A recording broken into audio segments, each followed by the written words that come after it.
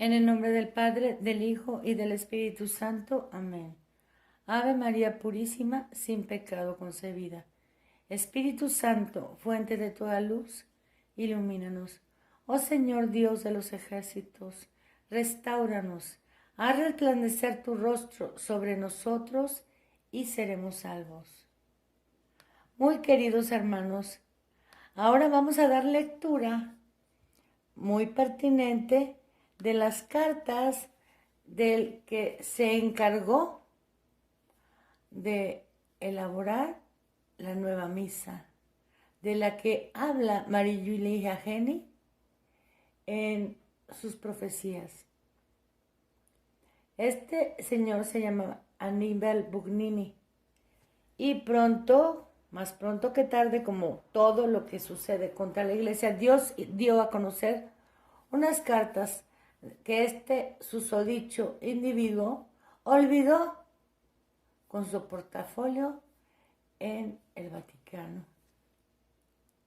Este artículo lo estamos tomando de la revista Chiesa Viva, número 528 de julio-agosto 2019, y es escrita por el doctor Franco Adesa. En el artículo, una reforma litúrgica para la destrucción del santo sacrificio de la misa, Instrucción Católica 20 de abril de 2018, leemos: Aníbal Bugnini, registrado bajo el nombre codificado Buan 1365 diagonal 75 de la logia masónica a la que pertenecía, sin lugar a dudas, ha sido el más grande prestidigitador de todos los tiempos. Mediante el engaño, sin que nadie se diera cuenta, excepto los macilentos y bien informados perros mudos, y a la vista de todos, trabajó activamente en la reforma litúrgica bajo la guía de Giovanni Battista Montini, Pablo VI, y con la manipulación del ofertorio que precede a la consagración, transformó la Santa Misa Católica en un rito rosacruciano. Antes de proseguir con el artículo, para comprender mejor la personalidad, las actitudes, los vínculos y los tenebrosos secretos de este gran prestidigitador, publicamos la carta de asignación que le fue enviada en 1964 por el Consejo de Hermanos al hermano Buan, Monseñor Aníbal Bugnini, y a otras 4 cartas que Monseñor Bugnini escribió al Gran Maestro en el periodo 1964-1973, para tenerlo informado de su actividad litúrgica tendiente a la descristianización y a la desacralización de la misa y del pueblo cristiano. Estas cartas, dice Franco Adesa, me fueron entregadas años atrás por don Luigi Villa, con la esperanza de que un día pudieran arrojar un poco de luz sobre ciertas creatividades en el campo litúrgico. Comenzamos con la lectura de las cartas. Carta del 14 de julio de 1964. Querido Juan, te comunicamos la tarea que el Consejo de Hermanos ha establecido para ti, de acuerdo con el Gran Maestro y los príncipes asistentes al trono, y te obligamos, primero, a hacer tuyo el programa de Roca. Ya hemos leído a Roca en este canal, pero lo volveremos a leer puntualmente para que queden todos estos datos unidos. A hacer tuyo el programa de Roca, ex sacerdote. Habrá que llegar a una nueva religión, dogma nuevo, rito nuevo, sacerdocio nuevo, mediante la naturalización de la encarnación. Segundo, a una subversión de la autoridad. Las autoridades de la Iglesia deben permanecer, pero limitarse a aprobar las decisiones de la base. A difundir la descristianización mediante la confusión de los ritos y las lenguas, y poner a sacerdotes, obispos y cardenales unos contra otros. La Babel lingüística y ritual será nuestra victoria, así como la unidad lingüística y ritual fue la fortaleza de la Iglesia. Cuarto, a elegir los elementos más adecuados y secretos entre el clero e indicárnoslos enseguida para que sean convocados y contratados. Todo esto debe realizarse en el transcurso de una década. Tu estipendio fijo de 500 liras mensuales podrá aumentarse y duplicarse de acuerdo con los éxitos logrados. A viva voz los detalles del conjunto. Te abrazan los hermanos del Consejo unidos al Gran Maestro, al hermano Juan en mano. Carta del 21 de julio de 1964. Gran Maestro incomparable, queridos consejeros, vuestra carta del 14 del corriente me obliga, ante todo, a agradeceros por la confianza que ponéis en mí para la realización del programa del hermano Roca. En particular, primero, ya he elegido los colaboradores que os presentaré personalmente y que vosotros contrataréis según sus tareas específicas. Son expertos en las diferentes materias y docentes en varios ateneos pontificios romanos. Segundo, mi tarea será muy fácil y alcanzable en cuanto que tengo un estrecho vínculo con el cardenal Lercaro y el mismo Pablo VI, que me da la máxima confianza en todo, por lo cual nunca sospechará de mis relaciones con vosotros. Haré lo posible para que el sacerdote ilegible devenga ceremoniero pontificio y entonces todo será más ágil. Tercero, la desacralización deberá producirse gradualmente. Por ello os ruego que seáis comprensivos conmigo. Deberán introducirse elementos protestantes y ortodoxos en la liturgia católica con la excusa del ecumenismo. Entonces estará el camino libre para todo. Todo ello requiere tiempo, pero en 10 años lo lograremos. Mientras os repito mi fraterno agradecimiento, os aseguro estar ya trabajando duro y que pronto iré a veros. Os abrazo vuestro hermano, firmado Juan, al gran maestro Palazzo Giustiniani, en mano. Carta del 6 de abril de 1967. Gran maestro, caros consejeros, como había prometido, ya está abierto el camino a la desacralización con la publicación oficial de la instrucción sobre la música sacra del 5 de marzo pasado. Como habréis podido constatar, es un documento deliberadamente muy ambiguo y astuto. En efecto, mientras se reafirman principios tradicionales de pasada y para que no se preste mucha atención, me he esforzado en poner de relieve algunos puntos. Primero, la parte preeminente del pueblo. Segundo, la lengua vulgar antes que la lengua oficial. Tercero, el puesto de las mujeres que puedan también formar ellas solas una schola cantorum. Cuarto, los distintos grados de participación por los cuales se descompagina y fracciona el sistema precedente hasta que nadie puede cantar y participar más.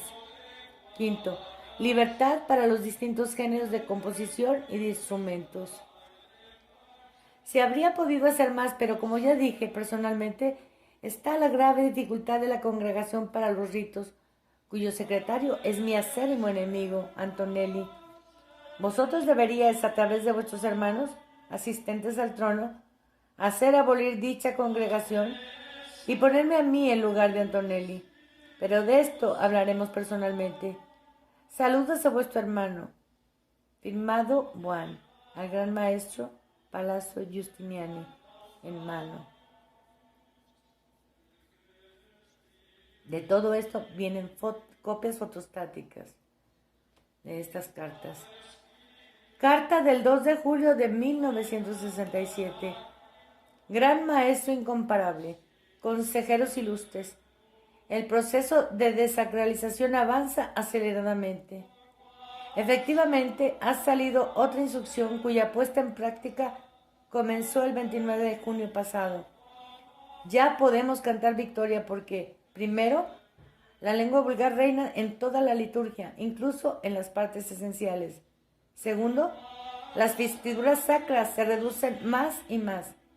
Tercero, la máxima libertad de elección de los distintos formularios va hasta la creatividad privada y es el caos. Cuarto, abolidas las genuflexiones, los besos, las inclinaciones, ceremonias, prescripciones rituales. En suma, con este documento creo haber sembrado el principio del máximo libertinaje, de acuerdo con vuestras disposiciones.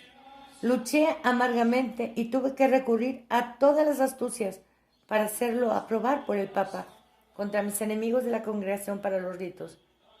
Para nuestra fortuna, enseguida encontramos apoyo en los amigos y hermanos de la Universidad Laos, que nos son fieles. Os agradezco la suma enviada y esperando veros cuanto antes os abrazo. Vuestro hermano, firmado Juan.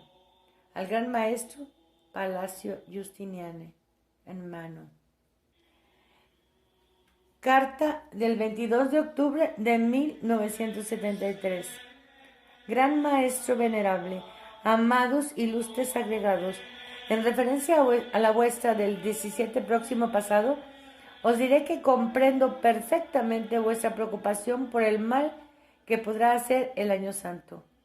Pero me apremia el comunicaros que de inmediato he reunido a nuestros siguientes hermanos: Herba, Fragi, Mani, Gigi, Chie, Monda, Mago, Saba, Vigi, Jica, Pimpi, Salma y Lube. Todos ellos de entre los más fieles teólogos nuestros. Ellos tienen la misión de estudiar cómo disminuir al máximo posible la importancia y la necesidad del Año Santo, de tal manera que no sea atendido ni por el clero ni por el pueblo. Pensarán en organizar conferencias y convenciones y distribuir abundantes impresos entre el clero joven, fácilmente vulnerable a ciertos problemas. Una convención se realizará en Asís como base de lanzamiento de ideas contra el Año Santo. Os agradezco por vuestra confianza y cuanto hacéis por mí, esperando hablaros cuanto antes con mis mejores deseos. Firmado Juan. Al gran maestro Palacio Justiniane, a mano. Continuamos con el texto del artículo.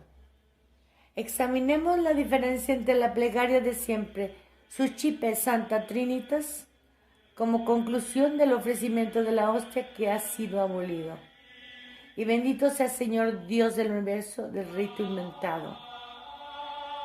Acepta, oh Santísima Trinidad, esta oblación que te ofrecemos en memoria de la pasión, resurrección y ascensión de nuestro Señor Jesucristo, y en honor de la bienaventurada siempre Virgen María, de San Juan Bautista, de los santos apóstoles Pedro y Pablo, de estos mártires cuyas reliquias están en el altar, y de todos los otros santos, para que a ellos les sirva de honor y a nosotros nos aproveche para la salvación, y se dignen interceder por nosotros en el cielo, aquellos de quienes hacemos memoria en la tierra, por el mismo Jesucristo nuestro Señor.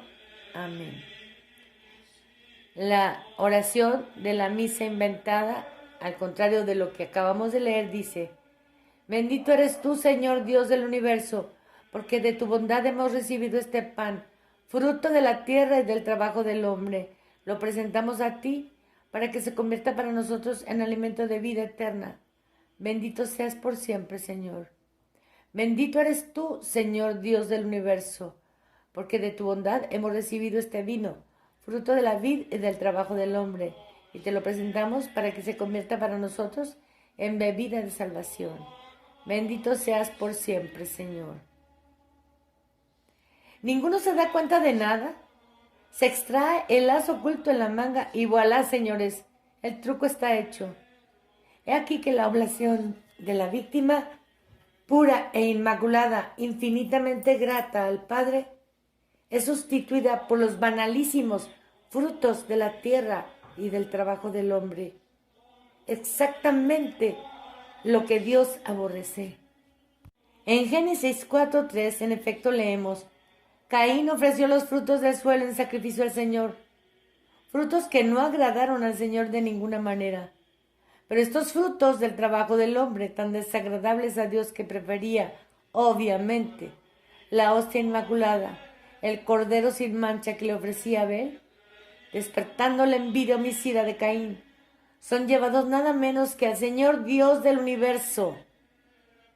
En efecto, Nos hemos preguntado por qué la Santísima Trinidad, expresión católica perfecta y total, fue sustituida por el Dios del universo.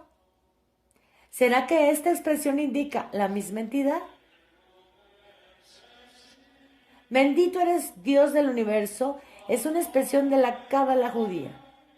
Efectivamente, no se dice bendito eres tú Dios creador del universo, que podría ser una referencia explícita a la Santísima Trinidad, sino bendito eres tú, Señor Dios del universo.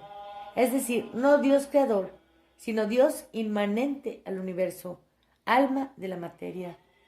Esta típica expresión está tomada de la cábala judía, morbo que ha infectado toda la nueva y delirante antiteología modernista. Hasta hace poco pensábamos en verdad que estas consideraciones eran exageradas, alucinaciones de complotistas incurables, que jamás se podría ir tan lejos, hasta que nos quedamos horrorizados al leer un texto de 1895 de Domenico Mariotta, conocido exponente de altísimo grado del nuevo rito paládico reformado, nuevo nombre de los Illuminati de Baviera, fundado por el supremo pontífice de la masonería universal, Albert Pike, y por su vice, Giuseppe Mazzini, que fue un experimentado adorador de Baphomet luciferino, pero que después se distanció y se convirtió al catolicismo. He aquí el texto que presentamos con horror.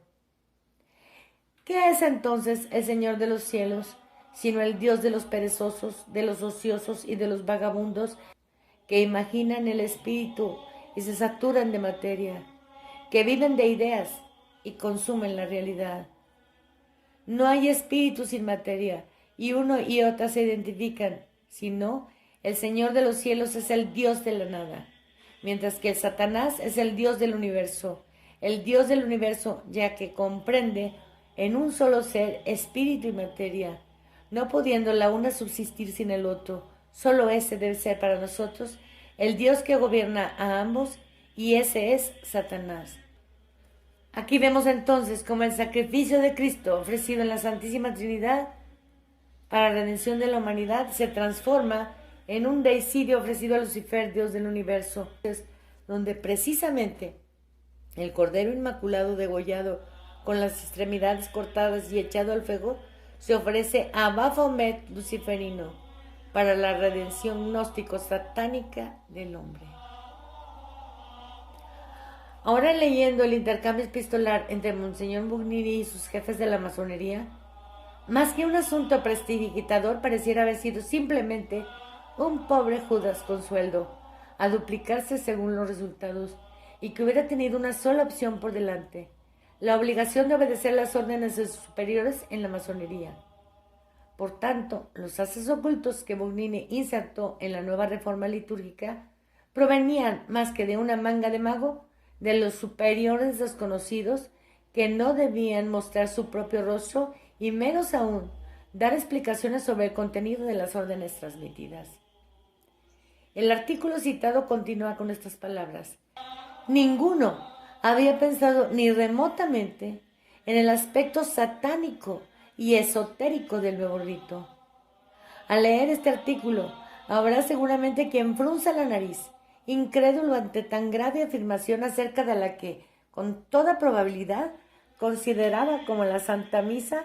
Y bien, la verdad no debe ser silenciada ante la incredulidad general, especialmente si está en juego el bien de las almas inmortales.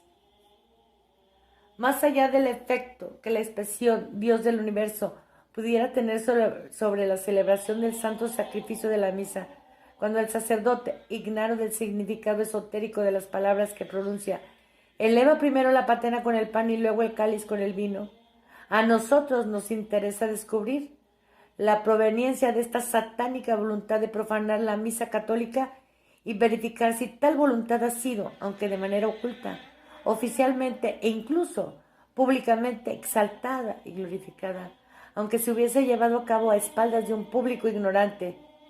Si esto se demuestra, entonces la misa de Pablo VI, cubierta de infamia y abominación, debería ser repudiada, sepultada para siempre.